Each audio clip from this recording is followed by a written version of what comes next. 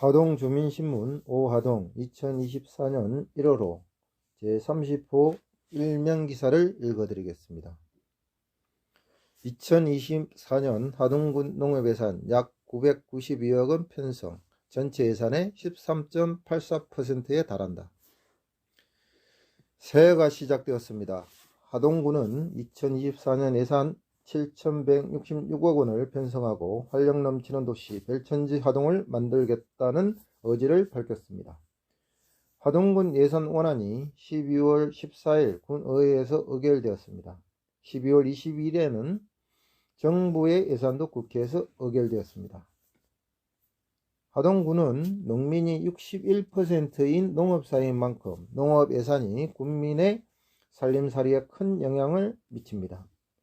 농업 예산 대부분이 중앙정부와 경남도, 하동군의 예산으로 구성되어 있고 중앙정부의 예산이 큰 흐름을 좌우하므로 이를 먼저 따져보고 하동군 농업 예산도 살펴보겠습니다.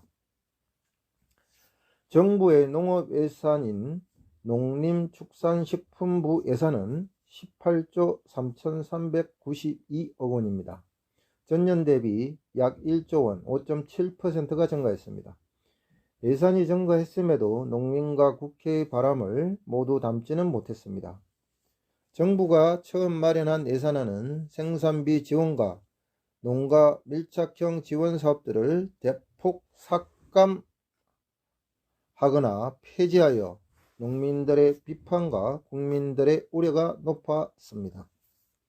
그러자 국회 농림축산식품해양수산위원회에서 1조원 이상 정액한 수정안을 본회의에 넘겼고, 그러나 본회의에서 최종 의결한 예산안은 정부의 원안에서 겨우 62억원만 늘어났을 뿐입니다.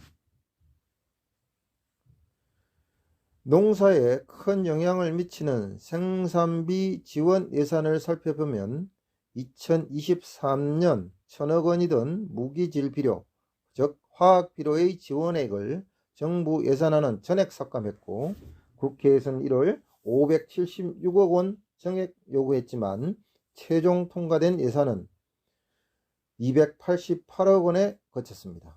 전년 대비 71%가 삭감된 것입니다. 또 급등한 에너지 비용 보전을 위한 농업용 면세유 인상 차액 지원 사업을 정부 예산에서는 전액 삭감하였고 국회에서 약 653억원을 정액하였지만 최종 결정은 70억원에 그쳤습니다.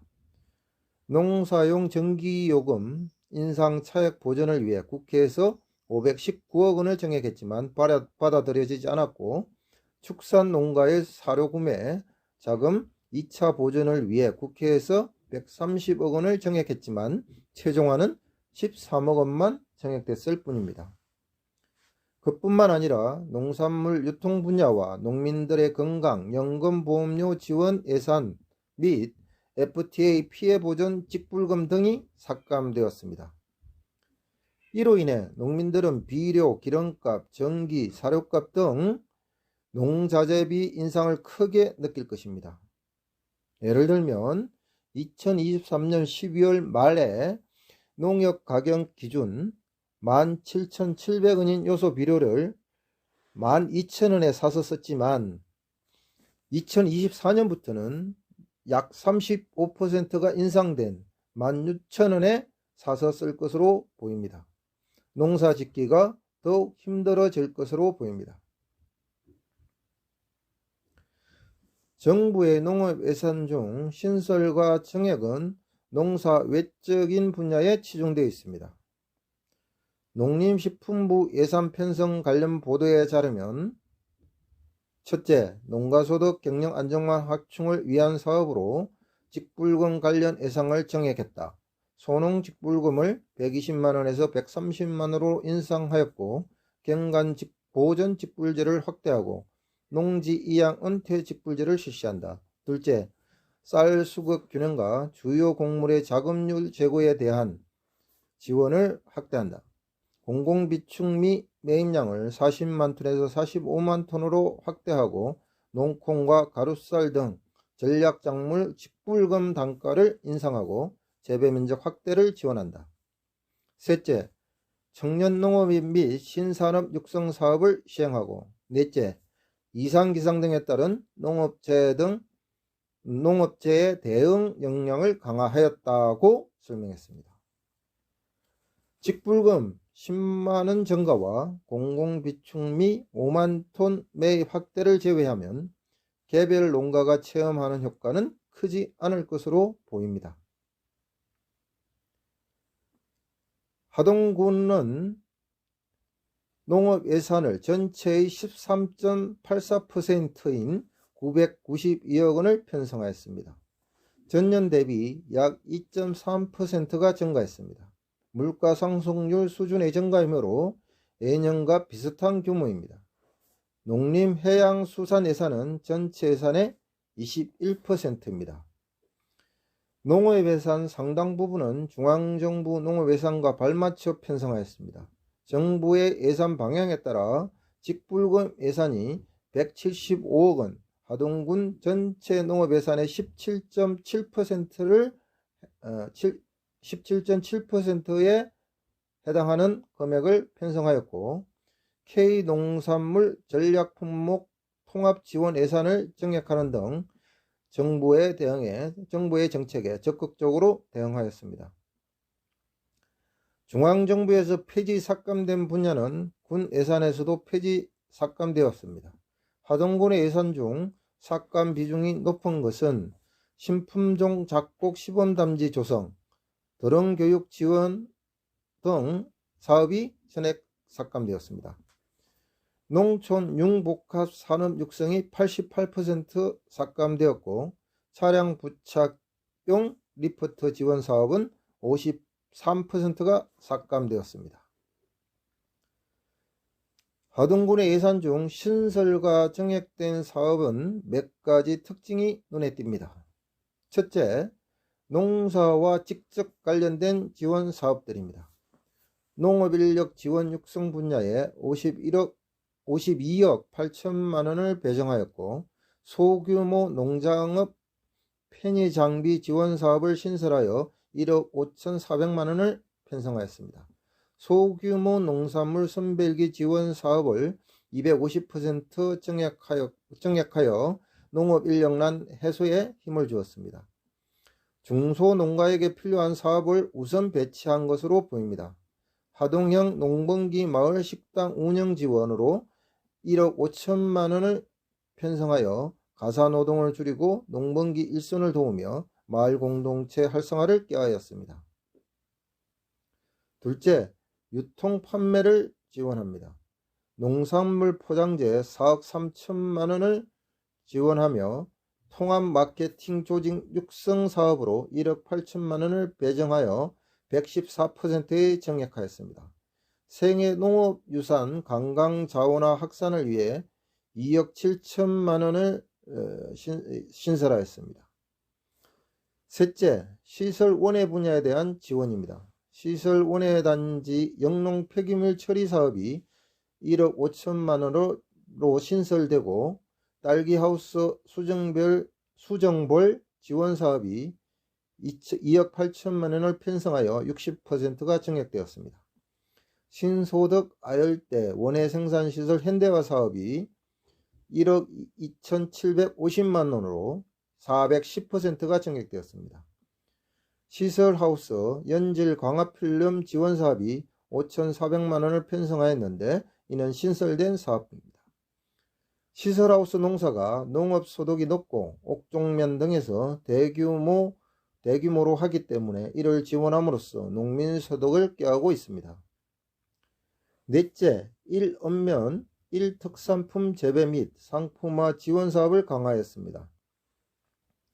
고령토 고구마 재배단지 조성을 신설하고 1억 원을 편성하였습니다. 참달의 개양병 저항성 향상 시범 사업을 신설하고 5,400만 원을 편성하였습니다. 단호박 이기작 재배단지를 조성해 사업에 신설하고 3억 원의 예산을 편성하였습니다. 하동 세계차 엑스포 가든 조성 사업을 신설하고 7억 100만 원을 편성하였습니다. 하동군이 농민사회인 점을 비추어 보자면 전체 예산에서 농업 예산이 차지하는 비중이 높다고 할 수는 없습니다. 그 예산 중에서도 약 18%가 직불금으로 배정되고 나면 실제 농업 예산 규모는 크지 않아서 항목별로 세분화하고 나면 소규모 지원으로 그치고 맙니다. 농민들의 일손과 농산물 판매를 지원하는 방향은 좋은데 예산 규모가 크지 않다는 아쉬움이 있습니다. 이상 왕규식 기자였습니다. 3면 사회면을 읽어드리겠습니다. 하동군 지방소멸대응기금 제대로 사용하고 있나? 지방소멸대응기금은 정부가 2022년부터 31년까지 10년간 매년 1조 원씩 총 10조 원을 투입하여 인구 감소 및 지방소멸 위기에 대응하고자 마련한 정부 출연금이다. 소멸 위기에 처한 지자체가 스스로 인구 감소와 지역 쇠퇴의 원인을 진단하고 위기에서 벗어날 정책을 개발하고 집행하는 예산이다. 중앙정부는 각 지자체의 투자 계획을 평가해 사업 우수성에 따라 기금을 차등 배분한다. 하동군 등급은 하위권, 집행률은 전국 꼴찌 수준. 하동군의 경우 전국 89개 인구 감소 지자체를 대상으로 한 2022년부터 2023년도 주사 사업계획 평가에서 D등급을, 2024년 평가에서는 B등급을 받았다. 이에 따라 2022년부터 2023년도에는 A등급에 비해 48억 원, 2024년도에는 S등급에 비해 64억 원의 기금을 적게 배정받았다. 집행률 또한 2023년 10월 기준 0.94%에 그쳐 전국 꼴찌 수준이다. 전체 지자체 집행률은 37.6%이다. 기금의 늦장 배분으로 사업을 집행할 시간이 부족해서 기초지자체의 절반 이상이 집행률 10%에도 미치지 못했다는 점을 감안하더라도 지나치게 낮은 수치이다. 하동군은 지자체의 정책 개발과 집행 능력의 시험대라고 할 지방소멸대응기금 활용에서 낙제점을 받은 것이다. 이 기금이 10년간에 걸쳐 장기적으로 집행된다는 점에서 향후에도 지금과 같이 낮은 등급과 집행률을 보이면 수백억 원에 이르는 예산 확보 실패가 나타날 수도 있다. 하동군이 하위권 이유는 부실한 주민 수요 조사에 기반한 인프라 개발 사업이기 때문.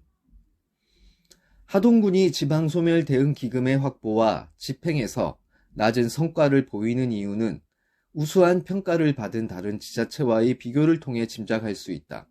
2023년 A등급을 받은 함양군은 지역 주민 수요를 반영하여 돌봄 교육, 문화, 일자리 지원 등 다양한 분야의 서비스를 통합적으로 누릴 수 있는 함양누이 센터 건립을 통해 정주 여건 개선 및 생활인구 확대를 꾀하는 사업을 기획했다.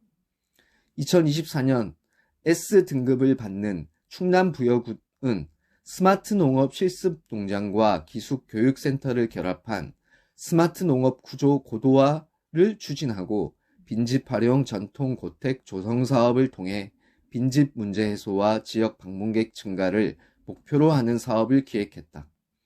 이들 사업의 특성은 주민 수요를 반영한 인프라 개발이나 빈집 활용 전통 고택 조성 등 기존 인프라를 활용하는 사업을 기획했다는 점이다. 반면 하동군이 기획한 지방소멸 대응 기금 사업 계획을 살펴보면 2022년부터 2024년도에 시행 예정인 10개의 사업 중 9개가 신규 인프라 개발 사업이다. 지역 주민에 대한 수요 조사를 충실히 하지 않은 채 외부 컨설팅 업체를 통해 인프라 개발 중심의 사업 계획서를 마련한 결과 다른 지자체와의 차별성이나 창의성이 보이지 않는다. 이처럼 주민 수요가 정확히 반영되지 않은 인프라 개발 사업에만 치중할 경우 예산 낭비와 함께 장기적으로는 유유시설의 누적이라는 부정적 결과가 나타날 우려가 있다. 10개년 장기계획은 물론 주민 수요에 대한 기초조사도 부실해 2022년 제정된 인구 감소 지역 지원 특별법에 따라 하동군과 같은 소멸위기 지자체는 2022년 5월까지 인구 감소 지역 대응 기본계획의 수립이 의무화되었다. 매년 1조 원씩 총 10년간 10조 원의 예산이 투입되는 지방소멸 대응 기금은 이러한 장기 계획에 따라 운용되도록 마련된 기금이다. 특별법에 따라 10년간 안정적으로 예산을 확보할 수 있게 된 셈이다. 그러나 하동군은 10개년 장기 계획이 없다. 매년 반복되는 심사평가에서 높은 등급을 받기 위해 단기적인 실적 위주의 계획 수립에만 급급할 뿐 10개년 장기 계획을 수립할 엄두도 내지 못하고 있는 실정이다. 기초조사 또한 부실하여 각 마을 이장과 소수 오피니언 리더에 대한 설문조사만 시행했을 뿐 전 국민을 대상으로 한 수요조사나 의견 수렴은 실시한 바가 없다. 심지어 사업계획마저 군청에서 수립하지 않고 서울에 있는 컨설팅 업체에 용역을 주어 해결하고 있어 주민들의 생활상의 요구를 만족시키는 적확한 사업계획이 마련되기 어렵다. 주민 수요조사로부터 시작되는 장단기 계획 마련 필요해. 지난 2년간 하동군이 지방소멸 대응기금을 집행한 과정은 살펴보면 하동군의 정책 개발과 집행 능력에 문제가 있다고 판단할 수밖에 없다. 하동군이 전 부서를 망라한 지역 활력 추진단까지 구성하여 대응한 것 치고는 성과가 미미해 보이기 때문이다. 관련 전문가나 시민사회단체와 협의하고 다수의 국민이 참여하는 열린 논의 구조를 마련할 필요가 있다. 그리고 무엇보다 우선적으로 국민들의 생활상의 요구를 파악하려는 기초조사가 요구된다. 김경구 기자가 쓰고 조준형 기자가 읽었습니다.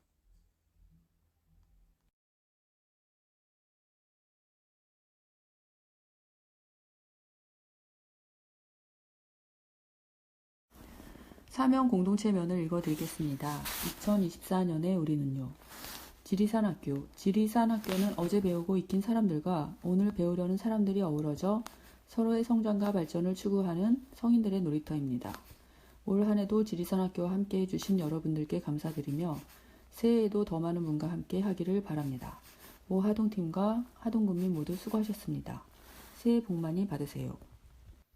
농민이 대우받는 하동, 기농 기촌자들이 올 수 있는 곳, 행정이나 정책의 쓴소리도 할 수 있는 하동, 어용단체들 정리 내지 교부금 삭감이 필요하다. 정문채 하동농민회장의 말이었습니다. 아이날다는 진교면에서 5월 5일 어린이날과 12월 가슴 따뜻한 산타 이야기를 통해 지역의 아이들과 신나고 즐거운 활동을 하는 단체입니다. 마을 곳곳에서 아이들의 제잘거리는 이야기 소리가 이어지고 구김살 없이 그저 웃으며 행복할 수 있는 한 해가 되었으면 좋겠습니다. 남녀노소 모두 새해에도 건강하세요. 진교면 아이날다 드림. 화계동동. 화계동동은 화계면에서 아이를 양육하는 귀촌 가정 모임입니다. 한 달에 한 번 마을 플로깅을 하고요. 때때로 공동 텃밭 및 플리마켓, 책 모임 등 즐거운 작당들을 함께하는 모임입니다. 아이들의 걸음처럼 동동동, 아이들의 마음으로 다시 출발해 봅니다. 낮은 눈높이로 다시 바라보면 새해가 더 신나게 다가오지 않을까요? 어른들도 아이처럼 모두 함께 더 행복한 새해 나누세요. 화계귀촌 육아공동체 화계동동 드림. 이런 협동조합, 악양의 마을공방 둔이에서 활동하는 청년들의 모임이고요. 독서 모임을 하고 놀다가 같이 플리마켓도 열고 동네의 크고 작은 문화행사에 함께하고 막 독립서점을 공동으로 오픈했죠. 첫 번째, 하동의 단체들이 더 건강하게 유지되려면 평소에도 서로 소통하고 더 크게는 연대하는 방법을 모색하는 것이라고 생각해요. 그런 자리나 방법이 조금씩 만들어지면 좋겠다는 바람이 있습니다. 두 번째, 천천히 또박또박 재미나게. 세 번째, 올해처럼 각자의 속도로 재미난 일들을 궁리하면서 지낼 수 있길 바래요. 네 번째, 같이 많이 웃고 서로 많이 돕는 그런 한 해로. 다섯 번째, 새로이 우리 동네에 온 누구에게나 비비런덕이 되어졌으면 해요. 우리부터 즐겁다면 그 마음이 은근히 퍼지겠지요. 청암 청학 서예교실 2024 갑진년 청룡의 해를 맞이하여 오하동신문과 우리 서실과 동네와 지역과 나라가 발전하기를 소망합니다. 또한 함께 이 시대를 살아가는 개개인이 건강하시며 현전 1년으로 행복하고 즐거운 나날 되시기를 기원합니다. 청암 청학 서예교실은 화봉 최기영 선생님의 열정적인 가르침으로 작품 연마에 정진하고 자체 회원전을 매년 개최하여 올해 10회를 맞습니다. 회원들은 전국 각 지역 서예대회에 출품하고 많은 수상으로 차근차근 각자의 경력을 쌓고 있습니다. 청암 청학 서예교실은 2024년 현재 회원 30명이며 서예를 하실 분들을 언제든 환영합니다. 청암서실 회장 이영근. 안녕하십니까. 가톨릭 농민의 하동 지부입니다. 우리 가톨릭 농민의 하동 지부는 섬김과 나눔의 정신으로 유기농 친환경 생태농업을 하는 농민들과 농업에 관심이 있는 사람들로 회원은 모두 25명입니다. 한 달에 한 번씩 모여 교구활동에 협력을 하고 회원 농가 일손 돕기와 친목을 도모하기도 합니다. 기후재앙, 핵폐수로 인한 생태계 위기를 절감을 하고 시민단체와 연대하는 등 생명존중 실천운동을 합니다. 갑진년 새해 청룡의 에너지로 같이 날아오릅시다. 함께 손잡고 어두운 곳을 밝히는 일에 깨어있는 이웃 누구라도 환영합니다. 갑진년 행운의 바람은 분명 우리에게 값지게 불어올 것입니다. 가톨릭 농민의 하동지부 회장 이수삼.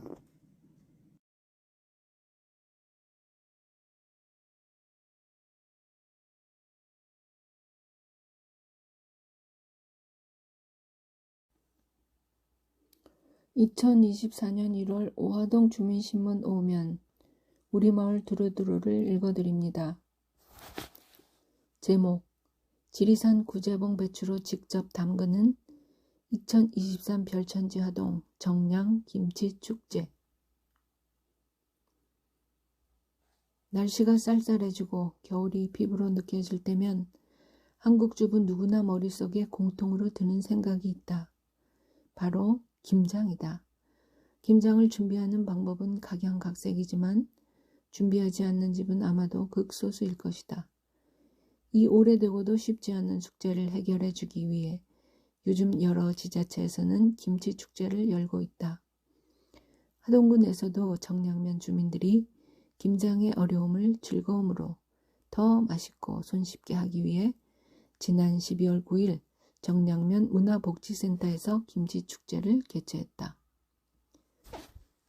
정량면 문화복지센터 운영위원회에서 주관한 이 행사는 예산 3천만 원으로 군에서 반을 지원받고 운영위에서 반을 부담했다.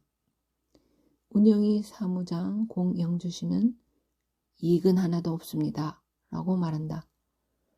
정량면 주민 김정준 씨는 남녀 할 것 없이 마을 주민들끼리 이리 모여 즐겁게 준비한 자체만으로도 이번 준비는 대성공이다.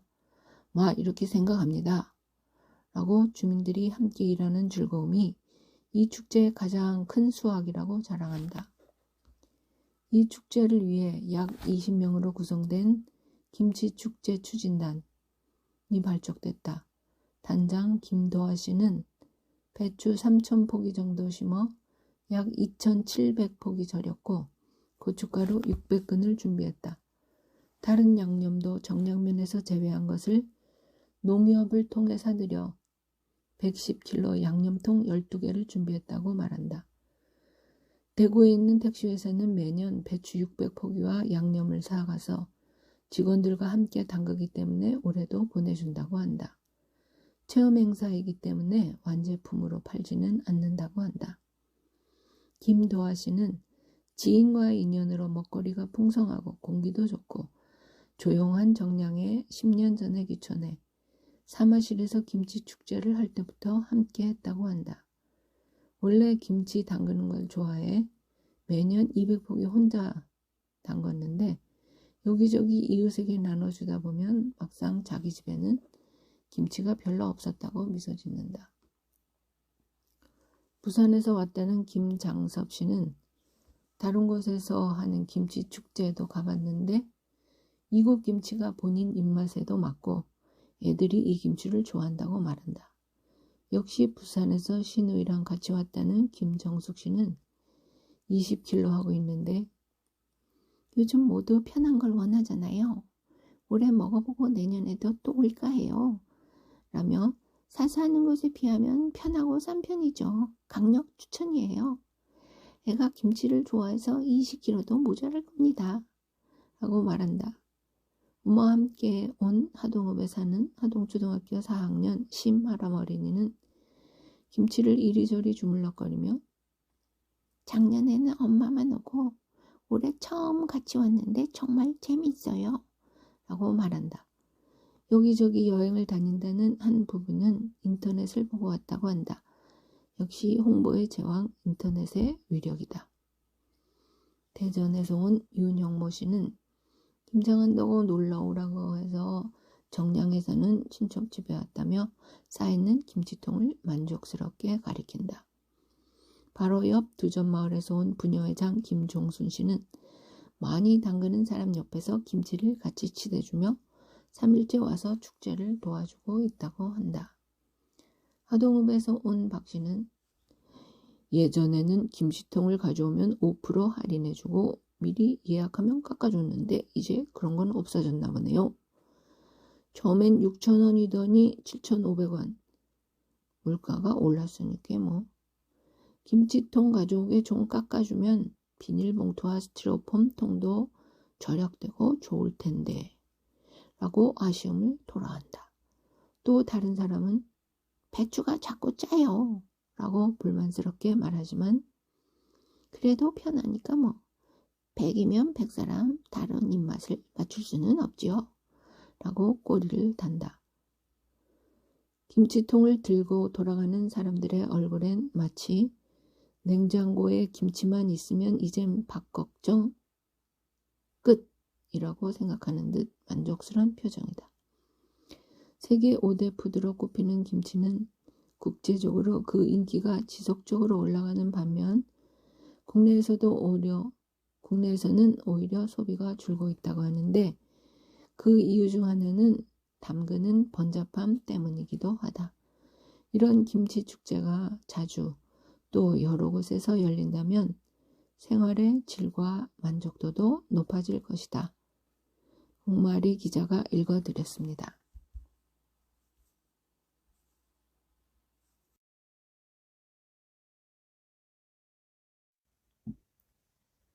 작은 일을 하며 행복을 만드는 소작단. 평일보다 한산한 토요일 저녁의 하동. 역 근처 카페의 노란 불빛만이 환히 빛나고 있다. 10명 남짓의 사람들이 옹기종기 모여 연필로 무언가를 적고 나긋나긋 무언가를 읽는다.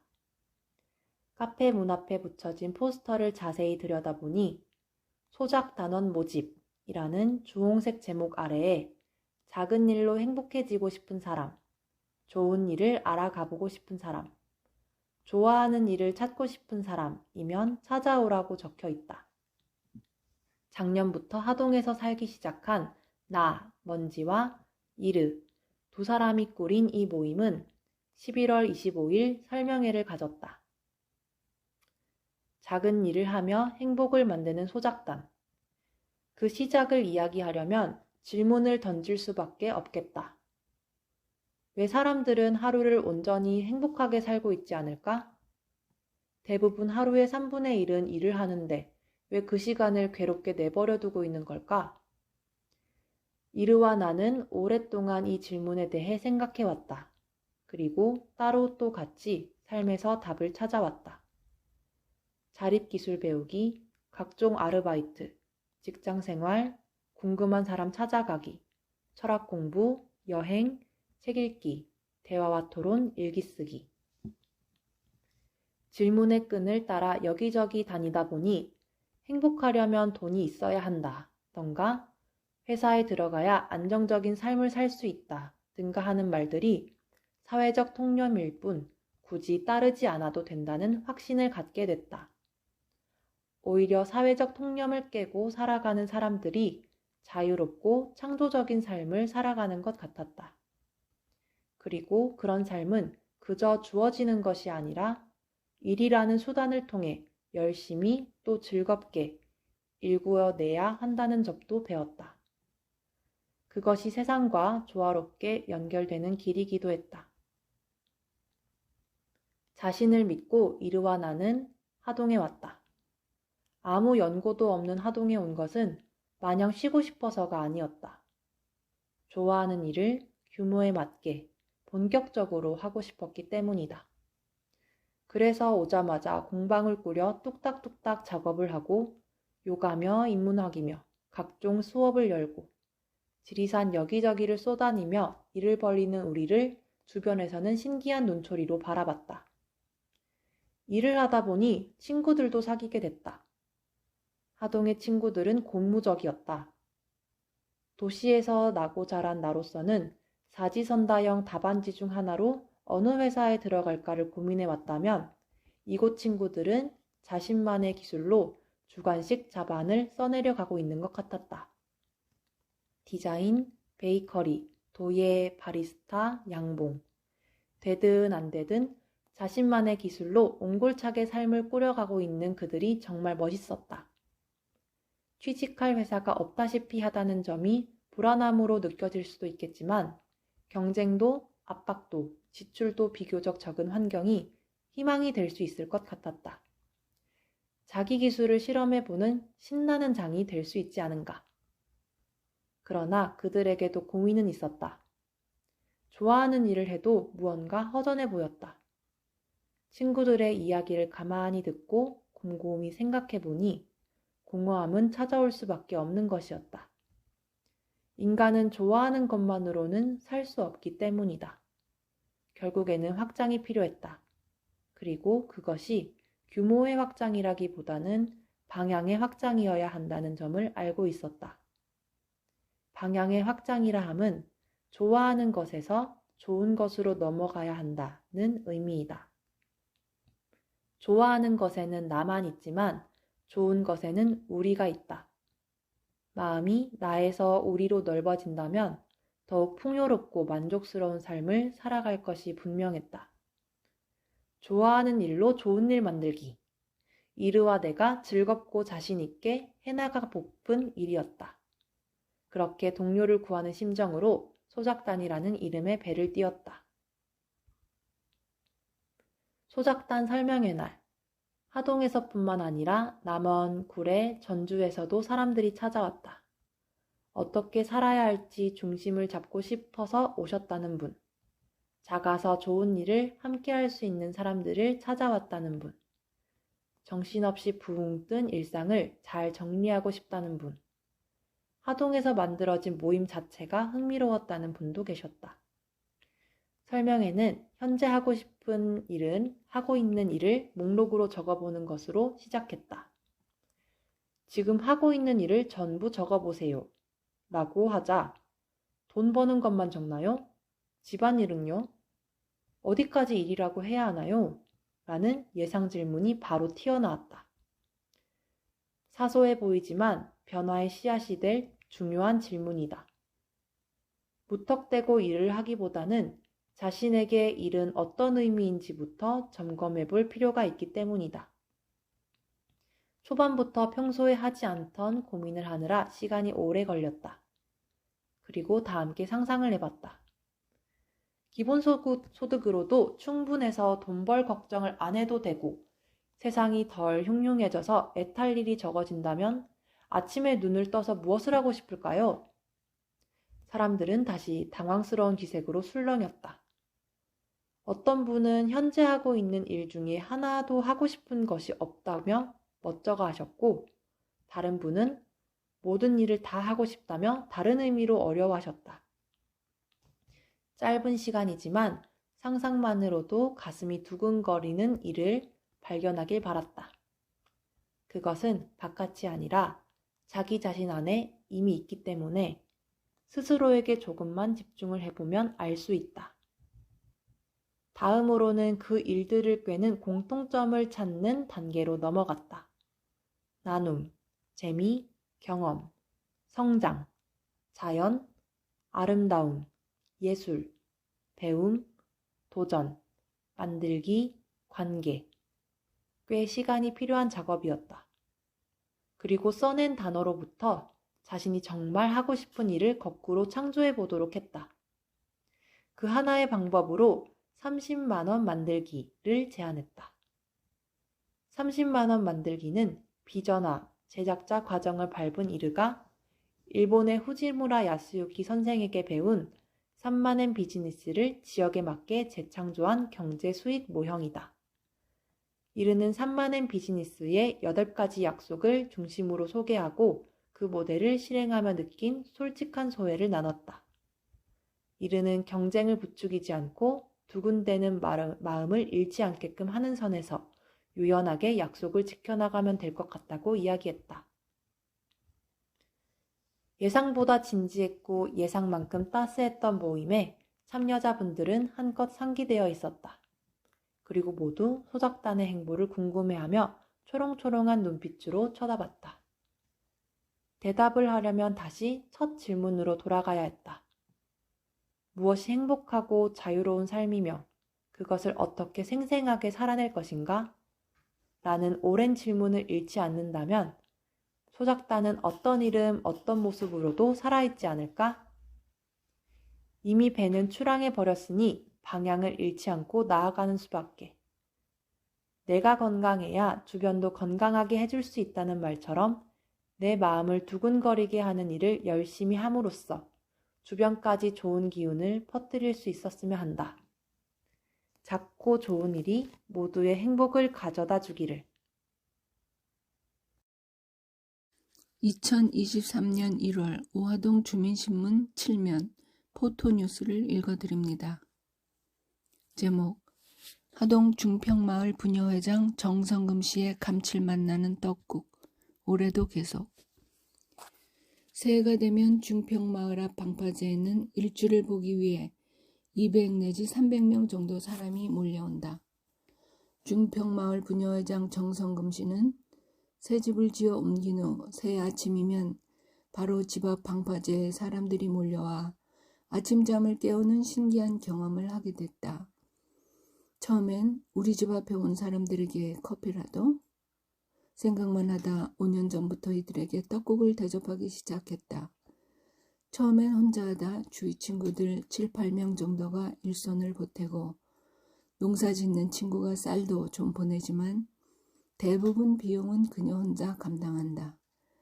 그녀는 오늘도 내일 같고 내일도 오늘같이 지나가고 아프지 않으면 좋겠다고 새해 소원을 말한다. 홍마리 기자가 읽어드렸습니다.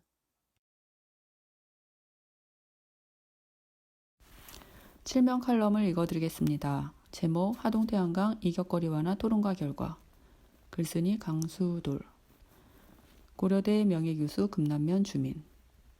11월 30일 오후 2시 하동읍 회의실에서 하동군 태안광 이격거리 완화 조례 개정 관련 토론회가 열렸다. 내가 사회를 맡았다. 시작 전부터 20명 내외가 청중석을 메웠다.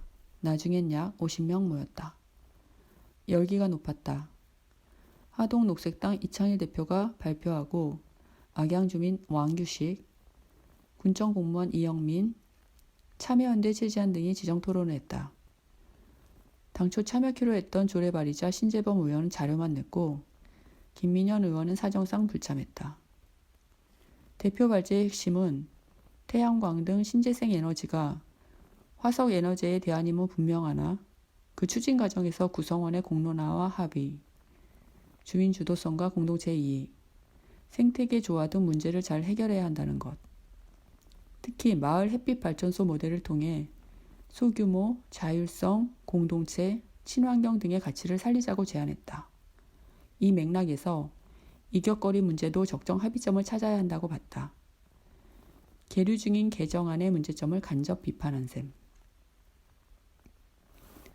지정 토론자들은 절차상의 문제와 함께 내용상 부재지주 자녀들이 태양광을 잘못 설치, 마을 갈등을 초래하거나 특혜 논란까지 불거질 수 있다고 했다. 따라서 조례 개정도 졸속 추진보다 열린 공론장을 통해 사회적 합의를 이루는 것이 필요하다는 점이 강조됐다. 인구 감소에 대응하기 위해서라도 주민들이 의사결정에 참여하는 게 중요하다고 했다. 군에서는 2018년 6월부터 태양광 난개발 방지를 위해 일정 기준으로 관리 중이며 현장 실사를 통해 규정의 오남용을 방지하면서도 융통성 있게 적용한다고 했다. 사회자의 관점에서 이번 토론을 통해 전반적으로 확인할 수 있는 점은 다음과 같다. 첫째, 태양광의 필요성에 대해선 이제 국민 대다수 인정한다. 둘째, 그러나 이번 조례 개정 과정에서 형식적인 공람 공고 절차 외에 공개적인 설명회나 공청회가 생략됨으로써 국민들로부터 많은 불만을 초래했다. 셋째, 마을 햇빛 발전소 같은 협동조합식 공동체 모델에 대해선 여전히 공감대 형성이 부족하다. 넷째, 태양광을 새로운 수익 모델로 인식하고 이를 통해 노후 경제 문제 해결을 도모하려는 국민들이 많다. 이들은 이격거리 같은 규제의 완전 철폐를 원한다. 다섯째, 태양광을 개인 사업자들에게 모두 맡기면 마을 내 갈등 소지나 자연경관 파괴 등 문제가 발생하기 쉽다. 일부 위원들의 노력은 물론 시민사회의 직접 행동으로 인해 12월 14일 수정안이 군의회를 통과했다. 1000제곱미터 이하 토지, 5년 이상 토지 소유자 본인이 태양광 시설 설치 시 도로 200m, 주택 400m를 이격하라는 내용이다. 이제 태양광은 글로컬 의제다. 수익성과 공공성의 충돌도 있고 공동체나 생태계 문제도 있다. 이제 하동군 의회와 하동군청은 이렇게 아래로부터 제기된 문제의식을 깊이 인지하고 향후에는 기후민주주의 고양을 위해 시민사회와 적극 소통해야 한다.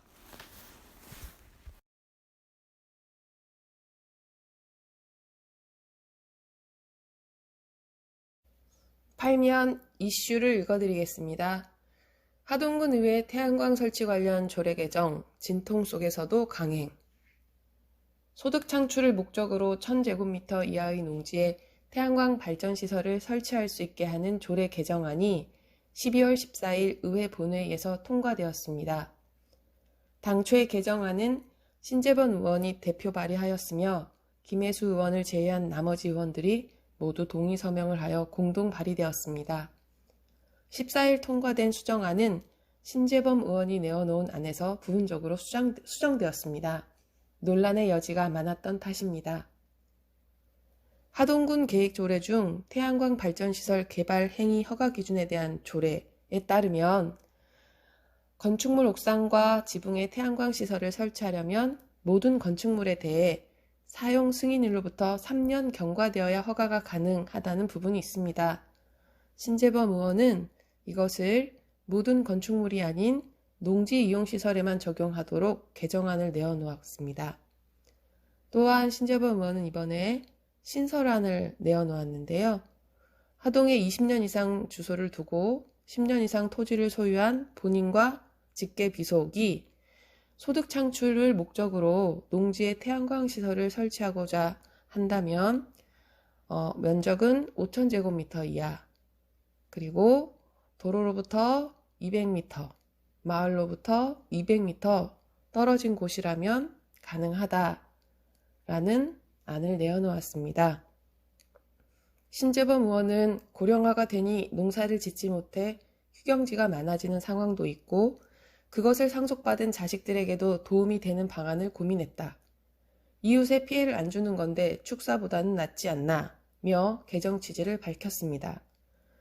그러나 신재범 의원의 신설안은 농지에 태양광이 난립할 수 있다는 데 근본적인 문제가 있을 뿐만 아니라 악용될 소지도 있습니다. 토지 주인의 직계 비속, 즉 아들, 딸, 손주들에게까지 설치 허가를 내줄 경우 하동에 살지 않으면서 소득만 챙기는 사례가 발생할 수 있습니다.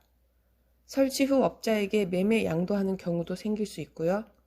또한 태양광 설치를 위해 농지를 잡목지로 전용하여 토지 매매를 쉽게 하려는 악용 사례도 예상이 됩니다. 이에 대해 김혜수 의원과 주민들의 우려의 목소리가 끊이지 않았습니다. 11월 2일과 30일에 주민 주도로 두 차례 토론회가 열려 개정안을 놓고 열띤 논쟁을 벌이기도 했고, 군청 앞 1인 시위를 통해 개정 철회를 요구하는 등 의회에 재고를 요청하는 움직임이 계속되었습니다. 이에 12월 1일 의회에서는 김혜수 의원의 제안으로 조례 개정안에 대한 논의를 보류했고, 12월 13일 하인호 의원이 수정안을 제안하면서 논의를 재개했습니다. 13일 의회 산업건설위원회 회의에서 하인호 의원은 외지 거주 직계 비속이 하동군 거주 직계 존속의 토지를 활용하여 소득을 올리는 경우와 본인의 소득 창출 또는 생계형 목적이 아닌 전문 사업자에게 매매 또는 양도 등을 목적으로 허가를 신청하는 악용 사례 방지를 위한 제한 규정이 필요하다며 수정안을 내어놓았습니다. 그 수정안에 따르면 앞으로는 10년 이상 하동에 거주하고 해당 토지를 5년 이상 소유한 주민이 소득 창출을 목적으로 태양광 발전시설을 설치하고자 할 경우 도로로부터 200m, 주거 밀집 지역으로부터 400m 떨어진 곳이라면 허가를 받을 수 있게 되었습니다. 발전시설을 3년 이상 유지해야 한다는 제한 조건도 있습니다. 이 수정안에 대해 김혜수 의원은 애초에 보류안을 제가 제안한 이유가 태양광 에너지 발전에 대한 규제가 너무 완화되면 난개발이 될까봐 염려를 해서 냈는데 20년 이상 주소를 두고 해당 토지를 10년 이상 소유하고 있는 사람이라는 기존 규정에 비해서 오히려 규제를 완화하는 것이라고 우려를 표명했습니다. 수정 통과된 조례 개정안에도 농지에 무분별하게 태양광이 난립하게 될 위험은 고스란히 들어있는 것입니다. 또한 김혜수 의원은 이번에 산업건설위원회가 굉장히 고초를 겪었습니다. 앞으로는 이런 조례들이 입법이 된다고 한다면 좀 더 주민공청회나 토론회를 통해서 우리 국민들의 입장을 충분히 반영을 해서 의견 수렴이 좀 길어지더라도 올바른 입법기관으로서 하동군 의회가 바로 서기를 바랍니다. 라고 덧붙였습니다. 주민의 삶에 상당한 영향을 끼치는 문제에 대해 의회는 형식적으로 절차를 지키는 데에만 집착하지 말고 적극적으로 주민의 의견을 경청하고 반영하는 노력을 해야 합니다.